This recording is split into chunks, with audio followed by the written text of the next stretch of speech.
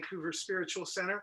We are an inclusive spiritual community dedicated to learning from all the world's wisdom traditions, and we warmly welcome all people, all faiths, and all lifestyles. So let's quickly launch into our opening tradition, which is our one power affirmation. All together now, there is only one presence and one power active in the universe and in our lives. God, the good, omnipotent. So yes, I'd love to share some things with you this morning. What a time we find ourselves in. Just remarkable. And of course, those of you we've been together before, you know, I have no answers. I'm simply sharing the notes that I have from being here. And I know in the depth of me, they live in the depth of you, because at the center we are the same. And I believe more than ever, we are more together than alone. And so I want to start with some of the echoes I've been feeling. You know, I'm 69, and many of you know from my work and when we were together that in my 30s, I almost died from a rare form of lymphoma, and so blessed to be here at all. And I was surprised, though I shouldn't have been, that in the last few months, what I have been feeling emotionally, that we are all going through as one humanity, echoes a lot of what I went through during my cancer journey. And the first thing that really comes to heart and mind is that, you know, all those years ago when I first went to get diagnosed, and of course I was stunned. I said, this must be somebody else that's being called to go to the doctor. I really feel fine. So what's going on here? And I walked into that doctor's office. I was diagnosed. And when I left, the door I had come in through was gone. There was no way to return to the life that was mine up until a half hour before I heard that doctor say you had cancer. And I feel this has happened to us as a human family on the earth at this time. The door to the old world is gone. Oh, there may be some things that may resemble how we gather eventually or what we do, but there's no going back. And that engenders a whole host of feelings, as it did for me all those years ago.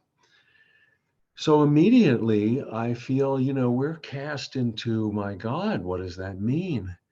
And we don't know. We don't know. We're going to discover together.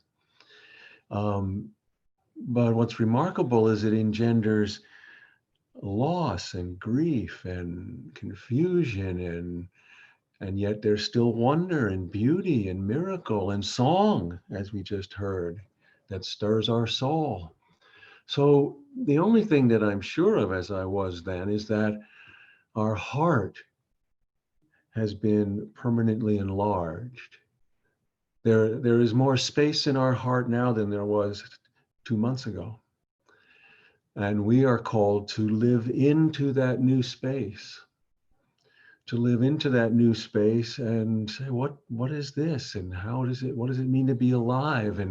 And to add that to our experience within us and between us. You know, the great Danish philosopher Kierkegaard said, anxiety is the dizziness of freedom. Anxiety is the dizziness of freedom. And he didn't mean like the anxiety of like, I'm going to go to the dentist and I really don't want to go. And I think he meant more the anxiety of disequilibrium of finding ourselves in an unknown space. Imagine a baby bird, a fledgling. Now, we know that they're meant to fly, so it's no big deal. Oh, it's a baby bird. But for the baby bird, it doesn't know what it's supposed to do. And actually, the parent birds just, you know, when it's time, they just push them out of the nest. So imagine that baby bird starts to fall Anxiety is the dizziness of freedom, and it. What am I doing? Why'd they do that? What's going on? And they, out of desperation, they start waving their wings, and oh, I see. Oh, this is what I'm supposed to do. So I think we're in that state of disequilibrium. We're in that state of anxiety en route to a freedom we have yet to imagine and yet to inhabit. And I find also that, what does that mean? That means we have to be gentle with ourselves. That means we have to expect that we are going to feel a host and range of emotions that we didn't feel so quickly before. And to let those emotions not alarm us, but to be our teachers.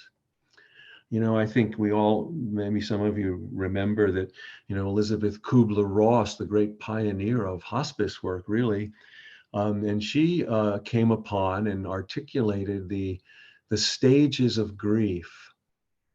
And they don't really, while they're voiced, because one word follows another, they have to be voiced in order. But she said, no, these can happen. They all don't happen to everyone, and they don't happen in the same order, and we skip around. But this is the constellation of deep feelings that visits us when we experience loss and deep change. And they are denial, anger, bartering, depression, and acceptance.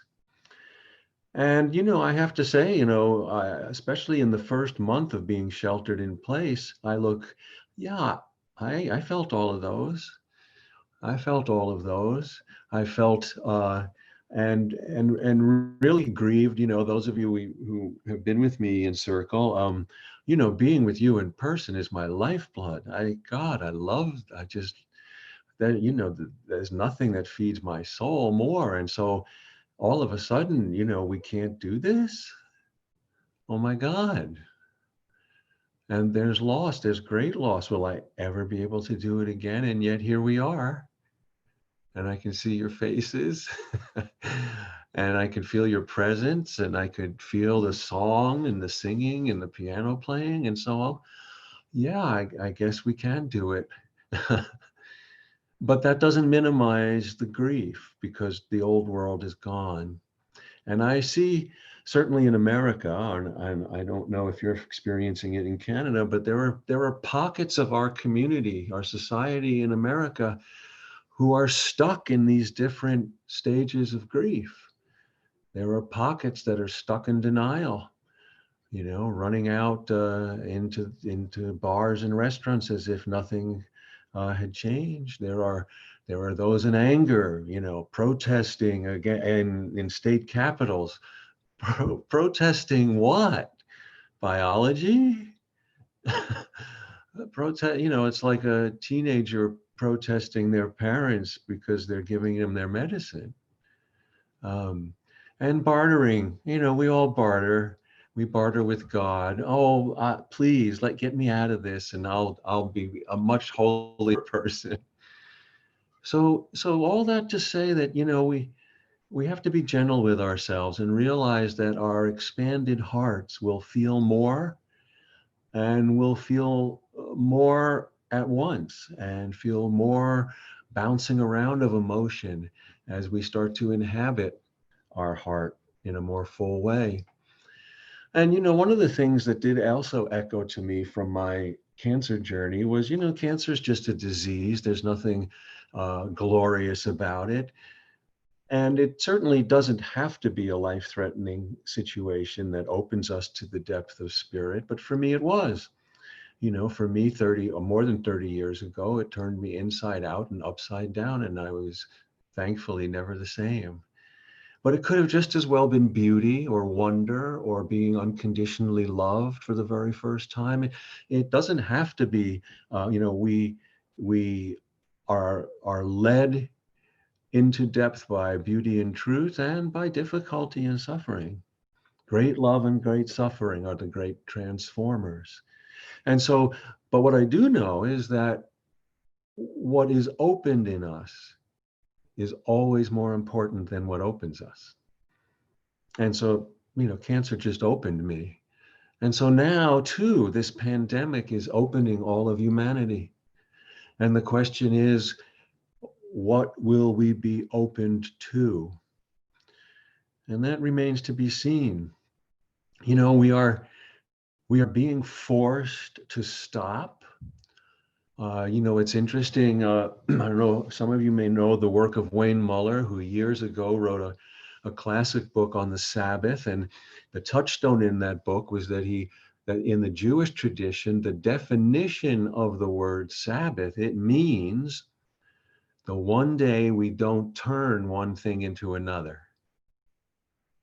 We leave things alone and see the sacredness in them. And, we just stop. And God appears in everything. And we have been forced into a global Sabbath.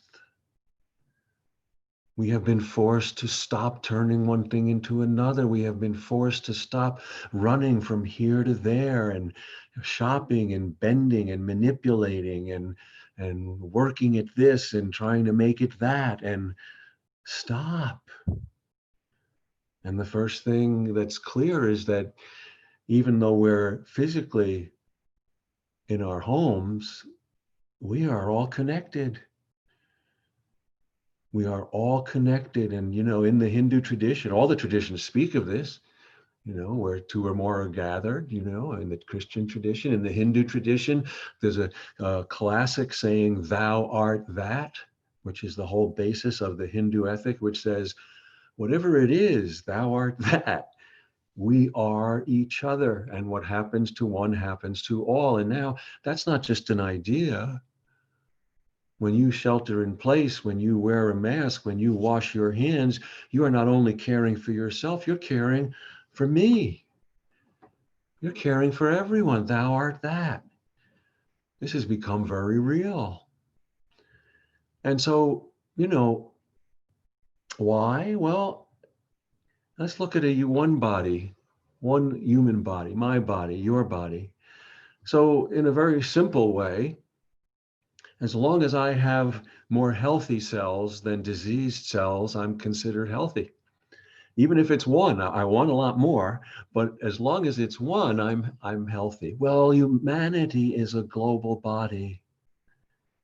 And every one of us is a cell. Every soul is a cell in the global body. So you don't just take care of your soul for you. You are working to keep the global body healthy so that there are more healthy souls than diseased souls. So this all goes together. I was struck in reflecting on, months ago, somewhere in January, December, who knows exactly where, under this noise of this human hive that is our humanity, under all of the non-Sabbath activity, that was going on, somewhere underneath in the silent fabric of existence, one atom shifted in its relationship with the atoms around it, and the coronavirus was created and has been spreading like a wildfire all over the earth. And it's brought up in me the belief that we need love to move as quickly as disease. We need give to move as quickly as take. We need care to move as quickly as confusion. And therefore, as all the spiritual traditions speak, there is no time for hesitation. We have to love, care, give now. Now. And, I have had some people in my life in their panic, in their fear say, there's so much happening. This is unbelievable. I don't have time for an inner life. And I say, this is the time for an inner life. More than ever. And a great teacher about that is like a great redwood tree Or since we mentioned the Hindu tradition, their version of a redwood, it's not exactly a redwood, but it's a large tree, is the Nayagradha tree. And we all know that even great trees in a tornado or a hurricane can come down, but 99% of the time they endure all storms. Why? Because they have deep roots and a wide trunk. And this is why we need to tend to an inner life, because we need to deepen our roots right now and widen our trunk so we can endure this storm. And that all means that while we're sheltered in place, I really feel we have to grow in place. We have to grow in place. And that means while we're looking to make outwardly as many masks as possible for our health workers, that means inwardly we have to put down our masks in order to grow inwardly. We have to be nakedly who we are. We have to be tender and honest and gentle and loving and strong, because there is strength in kindness. There is strength in kindness. There is so much sacrifice going on. All these amazing ordinary heroes, from the nurses to the doctors to the people who are cleaning those beds and rooms and halls, to the people who bring us our mail, who are stocking the grocery shelves, to our pharmacists who, and at least here in Michigan, who are kindly delivering, our medicine and leaving it at our door. And that sacrifice grows out of a more ancient spiritual ground of sacrifice. Because the original definition of the word sacrifice means to give up what no longer works in order to stay close to what is sacred. To give up what no longer works in order to stay close to what is sacred. And so this pandemic is revealing to us in time, what is it that is no longer working in the human family? What is it that is broken that needs to stay dismantled? And what is it that is broken that needs to be repaired? How do we know the difference? So I invite you to be with that question. What is it in your life that is no longer working because everything has changed? What do you need to give up that no longer works to stay close to what is sacred? Not because we made mistakes, but because everything changes. This is the great learning from the Buddhist tradition of impermanence. Nothing stays the same. Everything grows, everything evolves. So I want to talk a few minutes about fear. There's a lot of fear. In fact, I would say the other virus is fear. And one of the and it's understandable for several reasons, and again, this echoes back to me because, when I was going through my cancer journey, I was in my early 30s and I had never been through anything like this. And I was afraid of everything. I was just terrified of everything. And, on a scale of 1 to 10, I met everything at like a 14. And through no wisdom on my part, just because I exhausted my heart, I had to start discerning what I was feeling afraid and what did that mean and what did it look like, because I couldn't endure giving 150% energy to every single thing that came along. So we need to not perpetuate our fear. We need to feed more than our fear, because while it's understandable that we are preoccupied that we can't go out, well, we need to stop and turn around, because that same door goes in. And if you can't go out, go in, because the inner world is more vast than the outer world. And fear gets its power from not looking at what we're afraid of, and from the future and the past. And we have to somehow return to the moment. I've come to see that every day something, usually from the news, uh, hooks my fear. And it's become a practice while being sheltered in place or growing in place. I say, oh, where will it show up today? Where will it show up today?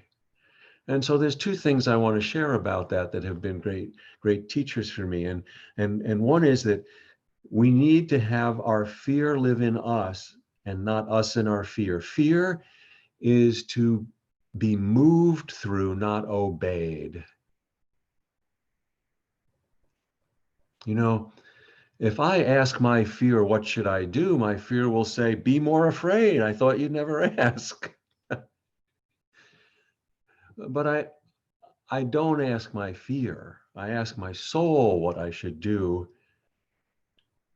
And I hold my fear as I would a small child, because it's trying to let me know that there might be danger out there.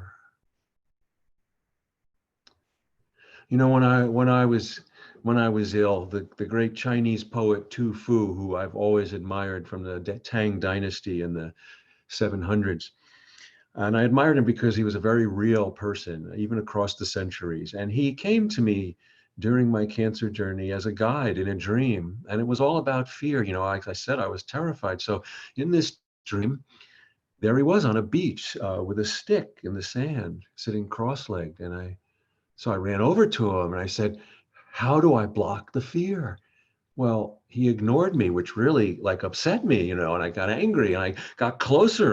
Got in his face and I said, how do I block the fear? And without looking at me, Tu Fu raised the stick over his head, swung it in the air and said, how does a tree block the wind? And with that, he disappeared and I woke up. Well, a tree doesn't block the wind, it lets the wind through. You can't block fear. You can only let it through. So there's a few more things I'd like to share here, and then I'd like to offer you a poem and a question which you can be with. I know some of you will be in breakout rooms after my talk and after the service, and so there'll be a question for you to go. But I want to share with you these two or three things more. And one is, it comes from a quote from the German philosopher Nietzsche. Now, that's unlike a lot of Nietzsche's work. He was very willful in his early work. I frankly really didn't relate to very much of his work. And then I learned about something he said later in life when he had softened and grown tender and realized he was part of a larger universe. It wasn't all about him. And he said, I want to see what is necessary as beautiful, so I can be one of those who makes things beautiful. I want to see what is necessary as beautiful, so I can be one of those who makes things beautiful. I've been thinking about that a lot in the last 2 months because I think it is the anthem of our day. And I've tried in very simple ways. How do I make, I've washed my hands more than I've ever washed in my life. They're so dry. And I've tried to say, with that in mind, how do I turn the washing of hands into a beautiful ritual? How do I do that? And the two other things I want to share, the kind of more along the lines of how do we go about living into this new space in our heart? How do we go about feeding more than our fear and making what is necessary beautiful? Well, there are two things, there are many, but two come to me that I want to share with you today. One is, I believe we are asked to work with what we're given. That's where our gifts show. And that I have found in my life that by working for what I want. There's nothing wrong with working for what I want, but working for what I want has often been an apprenticeship for working with what we're given. It's when we show up and fully love each other beyond our greatest imaginings, beyond all obstacles. And the second is the clearing of confusion. You know, in the new book, I discovered, and I write about this, the word war goes back to an Indo-European root word, wers, W-E-R-S, which means to confuse and mix up. All war and the conflict that comes from it within us and between us comes from confusion. So a spiritual warrior is one who is devoted to the clearing of confusion within us and between us. So how can we feed more than our fear? How can we make what is necessary beautiful by working with what we're given and by staying devoted to the clearing of confusion? The clearing of confusion. And so I invite you to think about, is there a place of confusion within yourself or around you that in the next week you contend with your open heart? So let me give you this question, which you'll get a chance to be with later. And if you're not going to be in the breakout rooms, you can take it with you. And then I'll close with a small poem. Since we are all being impacted by this, no one is exempt, and it is transforming us. So in an effort to personalize how this is affecting you and your gifts, I'm going to invite you to describe one way you are specifically being called to work with what you're given, and what in your true self is being brought forward. It's such a joy to be with you, and I am new at all of this Zoom stuff, and I'm amazed that I can feel you. I can feel you through, well, I guess it isn't even wires. I don't even know, like it's like fire to a caveman to me. I don't get it, but I'm grateful for it. But I do feel you, and I wish you many, many, many blessings. And I've always, when I've been with your community, felt great joy. And I hope you can feel your own joy that you give to so many. So the poem I'd like to close with is a stanza, really, and I'll just read it twice. The mystery is that whoever shows up when we dare to give has exactly what we need hidden in their trouble. The mystery is that whoever shows up when we dare to give has exactly what we need hidden in their trouble. So many, many blessings to you all. Thank you for having me be a part of your beautiful community.